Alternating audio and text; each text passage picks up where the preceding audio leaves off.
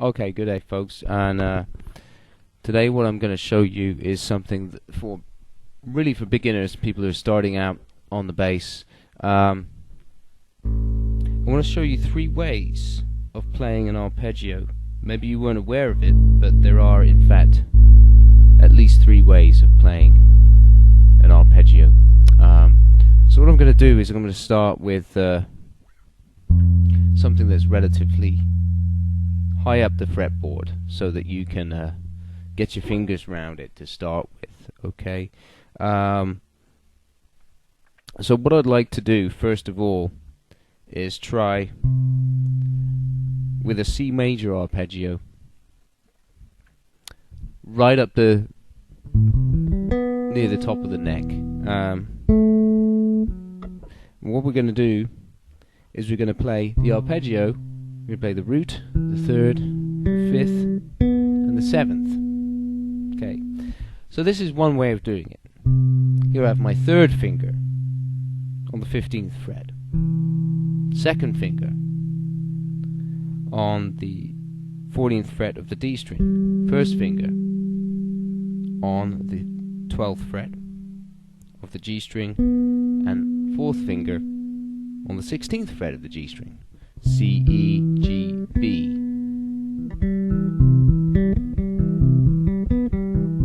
That's one way of playing it, right? Okay. Let's go to the next way of playing it. We're going to take our 2nd finger. We're going to start from the root note with our 2nd finger. We're going to play the same notes, but we're going to change our fingering. 2, 2nd finger for C, 1st finger for E. We're going to play the G up here on the 17th fret of the D string with our 4th finger, and we're going to play the B again on the 16th fret of the G string with our 3rd finger.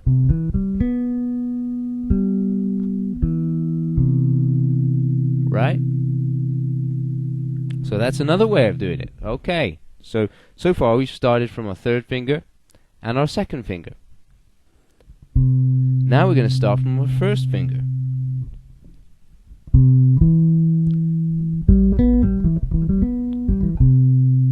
Okay, so to play this, what we do is we go from our 1st finger, and then we're going to use our 4th finger to play right up on the 19th fret of the same string, the A string. We're going to play the G where we just did before on the 17th fret of the D string, and this time, and that's with our 2nd finger, and then this time with our 1st finger we're going to play the 16th fret of the G string. So now you've done this.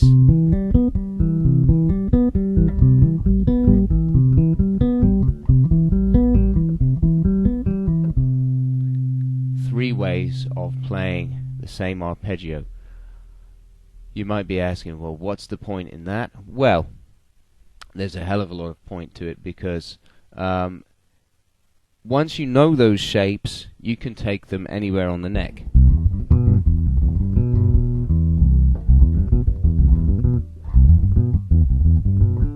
And then you can start to link them.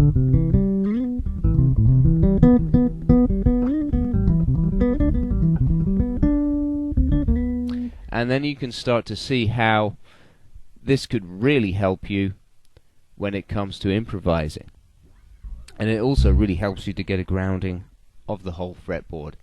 And that's what this is really all about. So that's today's little tip. And there is a full lesson about this which goes into all the other arpeggio shapes as well. Minor, I cover minor. All the main chord types in a chord scale are covered with the 3 different ways of playing them, and you can get that at my website. As a subscriber, you can get that full lesson with full tabs, and that is part of a book that I'm writing on how to master the fretboard. Okay, so I hope that's very useful to you.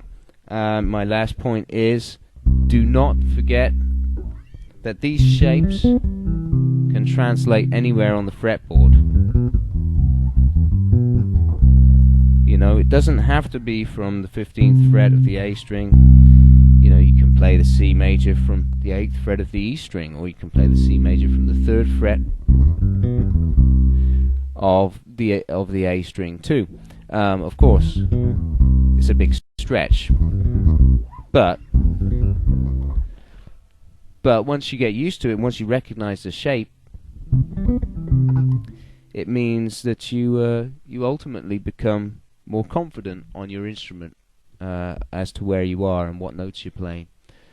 So that's it for today. There's not really much to talk about in terms of right hand technique for that. This is really more an exercise of how to get to know the fretboard better and how to get to know arpeggios better.